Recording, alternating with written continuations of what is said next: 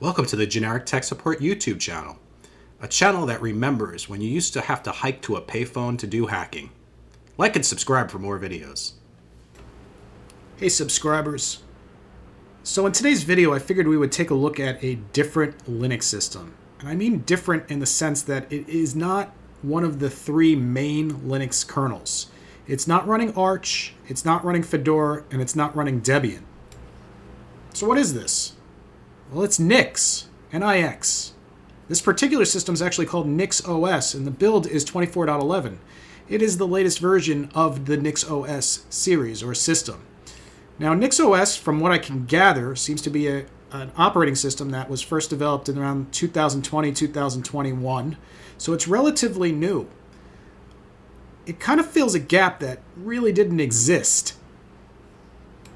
So containerization has become super popular because the idea of putting an application in a container, so that way if the application gets infected, it can't go any further than the container it's sitting in, seems to be a very popular thought or idea of application development at this point.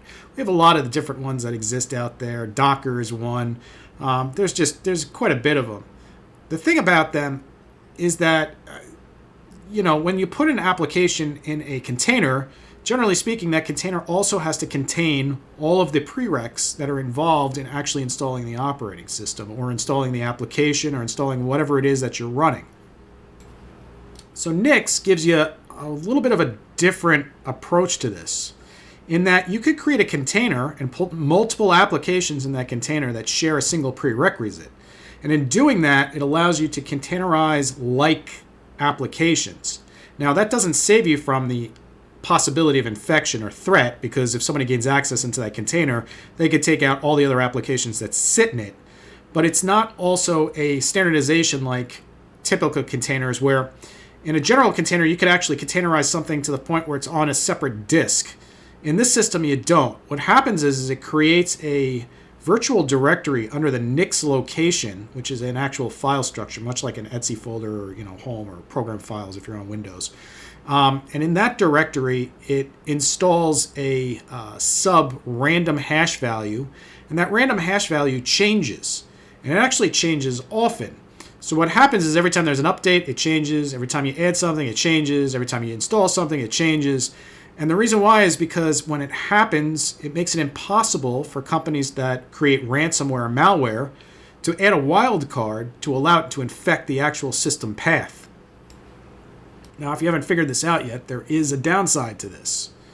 The one downside is that these containers could get absolutely enormous. Another downside is because you don't know what the path is at all times, if you ever want to do any kind of scripting, it becomes near impossible to script through the back end of the system. The third caveat is, since it doesn't have kernel access, certain applications just simply won't work. So while NixOS does give you the ability to install some of the package configuration or container configurations that exist in other Linux systems. Like, for instance, we can install Flatpak. But just because we install Flatpak doesn't mean that Flatpak is going to install certain applications. Like Google Chrome. Google Chrome is closed source. It requires kernel access. If it doesn't have kernel access, it doesn't work. So there is no Google Chrome on this OS. Steam is another one. Valve's Steam, the application that you would use for gaming. While you can install it as a containerized application, since it doesn't have kernel access, it will never actually work.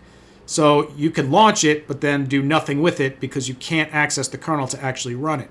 Something else that's common with no kernel access is that things that you install don't necessarily show up in your start menu. So clearly we could see that this OS is not really for us, right? We're not developers. And I think that this is probably a great OS or a great platform for development. But if you're in a situation like myself where you think it's just kind of a cool OS and you want to check things out because, everything that's new and exciting, everything that's different, we should look into. We will say that this runs Cinnamon. Now, Cinnamon isn't natively supported on Nix. It's technically in beta. So when you run an update on Nix, you get an evaluation error indicating that Cinnamon is in an evaluation mode. And that's true because the GUI that comes with Nix is kind of funky and not all that great. So I decided to go with the Cinnamon kernel or Cinnamon GUI to actually install it so we get some kind of visual graphics associated. Now, all the prereqs, the pre-installed applications on here, they're all containerized. So if we see Pix, we have internet like Firefox. Now, how we could see that, which is actually pretty interesting, is if we go to the file system and we drill down into Nix and we drill down into store, we could see all of these different items. All of these different items with these random hash values have association to one of the applications installed in the system. None of these applications' hash values are installed in a way that it has access to the kernel. And as a result, if they get infected, it will just infect the container in which the actual application sits. Now, I thought to myself, what would be interesting is if we can install Flatpaks on the system. So I went through the whole process of getting Flatpak to actually install on this, which actually wasn't too bad. I could give you a quick rundown as to how to do it if you're interested. Throw something down in the comments and let me know, and I could put together a short video on how to install Flatpaks on the NixOS. So let's talk about that, right? So I got Flatpak installed. Now, Flatpaks are interesting because they're technically, and I say technically with air quotes and very loosely, a portable application. So the idea of installing a portable application in a container was intriguing to me. And the reason why is because I was curious, well, what would it take to run it? And it's interesting because when you install a Flatpak, the Flatpak will check the system to see if the system's prereqs are installed. So when you go to install it, it will install the prereq and then install the application, which will happen on every single container or every single application you install through Flatpak. So I thought, well, maybe we could get Chrome to work that way. Unfortunately, that didn't work. So during the installation process, when we do a Flatpak install and then whatever the application name is, Chrome didn't work. But it doesn't mean that all applications won't work. So maybe we should give another shot to a different application and see if we can install Flatpak on our NixOS system. So what you want to do is open up the terminal and specifically type in Flatpak space search, and then we're going to have to put in something that we want to install. I'm going to try VLC.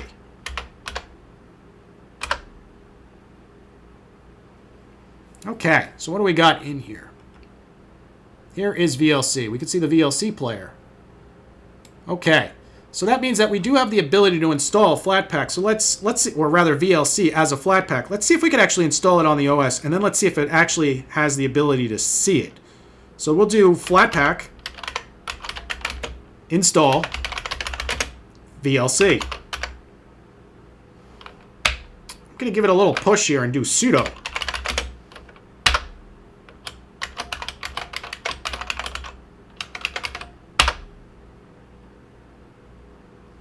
Interesting. Okay, so I decided to actually abort that. And the reason why is because I think what I need to do here is actually define what I want to install. So I could just use VLC, but then it's going to install everything that's associated with VLC. But if I choose the application ID of org.videolan.vlc, it should just install that when we do it. So let's do sudo Flatpak install. And let's do org.videolan.vlc, and let's hit enter and see if now we could get this to install. I'm going to choose yes. So now we're going to get prompted that we have to install this as a prereq. Now, again, because VLC is typically very small, right? We go to install it on a Windows system, it's maybe a couple hundred megs at most.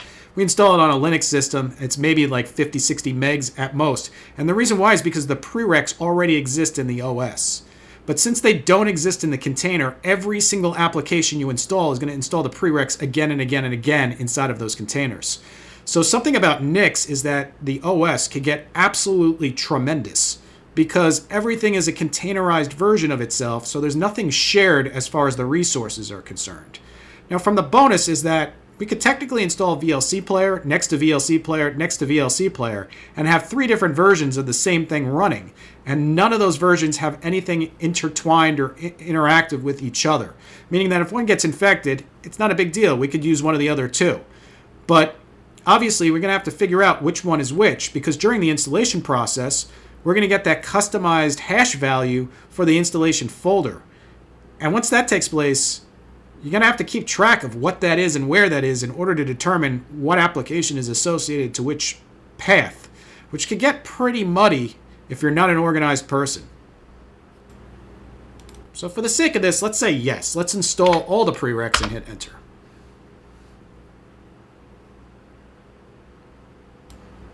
Okay, guys, so that finished.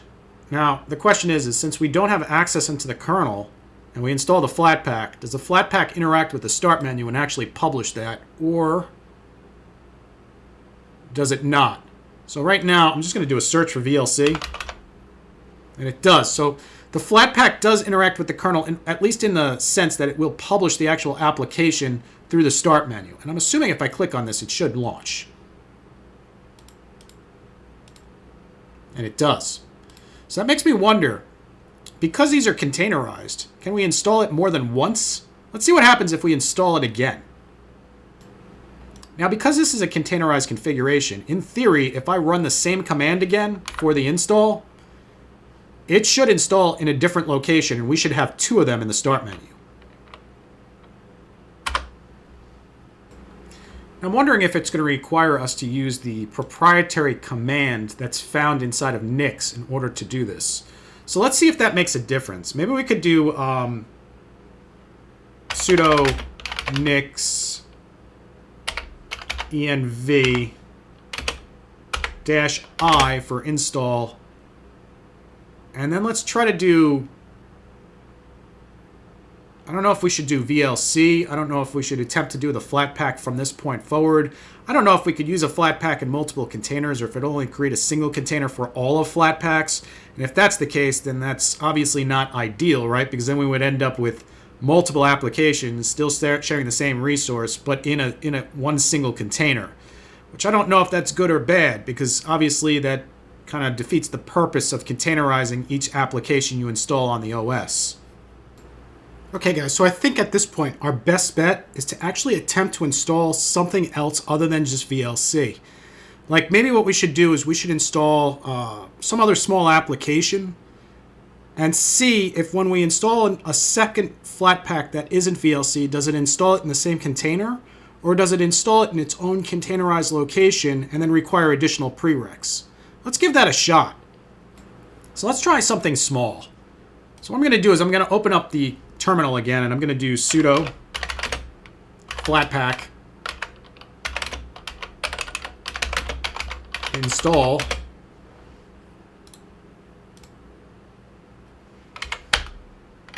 figures. And then I'm going to actually do the installation to an application called Caffeine. And what Caffeine is it's actually funny. It's actually legitimately a calculator to calculate how much caffeine you've had throughout the course of the day. So to do that, what we're going to do is we're going to do com dot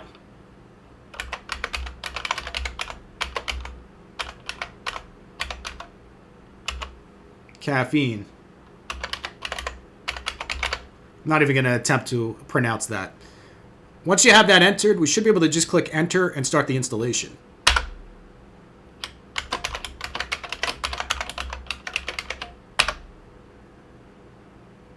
Interesting. My bad. Freehand typing. I was missing the C. So let me just enter that real quick, and then once again we're going to hit enter. Now obviously it can't find it for whatever reason, so let's just do a search for caffeine and see what it comes back with the application ID.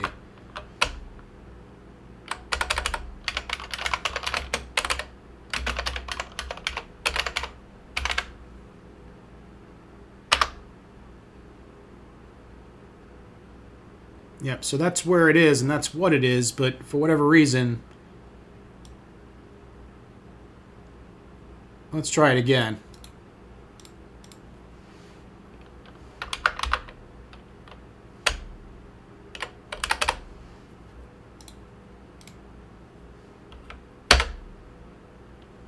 There we go.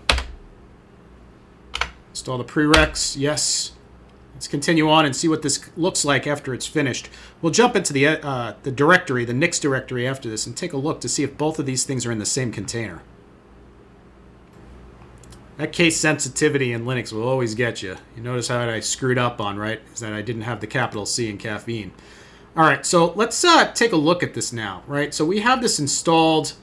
We could see that we don't have any details as to where it physically installed. So when you do the NixEnv install, what it does is it actually creates the folder information. So it'll actually dictate specifically where it is inside of the file system. But I noticed that when we do this through the actual configuration of the Flatpak, we're not getting that same output. So it's possible that either A, it doesn't publish it, and yes, these are in separate containers, or B, they're all in one container. Okay, so it took a little screwing around to find things, but I was actually able to find specifically what I was looking for, which is this path here. That's where we have our installation for our VLC player. Now, the interesting thing is when I went in here, I realized that this is a self-contained operating system, and for whatever reason, with NixOS, it seems to be downloading the Mint packages.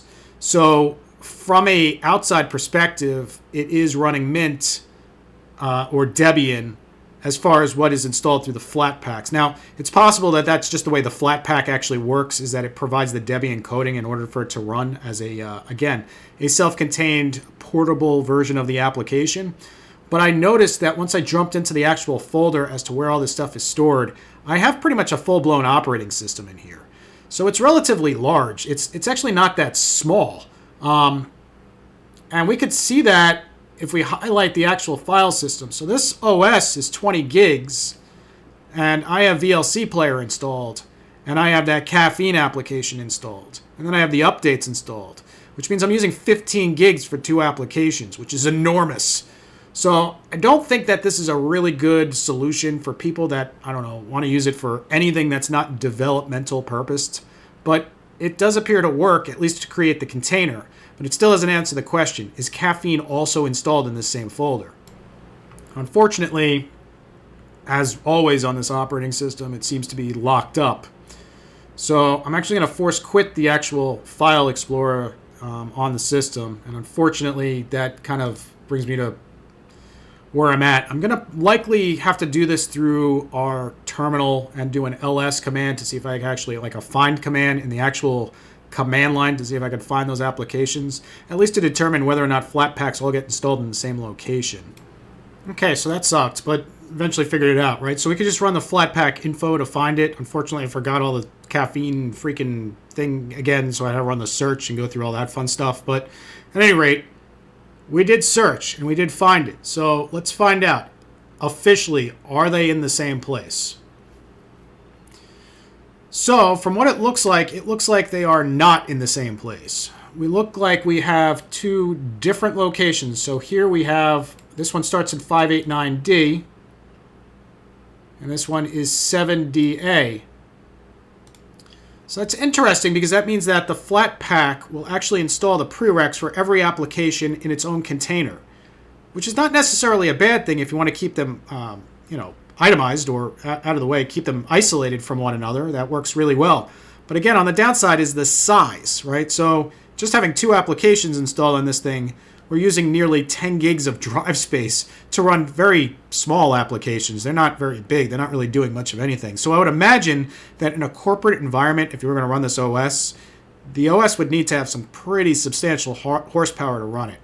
Now, I want to point out that the reason why we're looking at this in letterbox format is because there are no drivers for this, at least in virtualization platforms. It is possible that once you put it on a server piece of hardware, you wouldn't have these issues. But I don't have drivers for AMD. I don't have drivers for Intel. I don't have drivers for NVIDIA in order to get this to go full screen so that way we could see it and not be in a picture box or a letterbox format. So I do apologize for the small stature, a small size. And it's not because I can't film it in 4K or 1080p or whatever else. It's because there is no option anything above 124 or 1024 by 768, which is what this is currently sitting at. So guys, what do you think? Would you run this operating system? Personally, I think it's kind of neat, right? You could create itemized locations for storing of data and create containers for actual application use. That's kind of a neat concept. It's not a stable operating system. It crashes applications and everything else constantly. It's really not a stable operating system. I would actually maybe compare it as far as stability is concerned to like the Windows ME or 98 days, where it's kind of okay, but not great. It does offer a lot of really cool functions, specifically with containerization. If you're a developer, this might be really cool and right up your alley, but I'm going to tell you from a systems engineering perspective, it looks scary to me. Because in order for me to maintain it and run updates on everything and then update the environmental variables individually and then apply those environmental variables to each one of those containers to make sure it doesn't break the container is really not ideal for a systems administrator. That would add a lot of overhead in order to maintain maintenance, which is not, again, an ideal scenario to be in. Now, over time, this might get better, but right now, I would say this is probably an avoid for most people that are interested in the Linux environments. Thanks for watching, guys. Let me know down in the comments if you have any experience with this OS and whether or not your experience differs from me. I'd be real interested in hearing it. Thanks again for watching.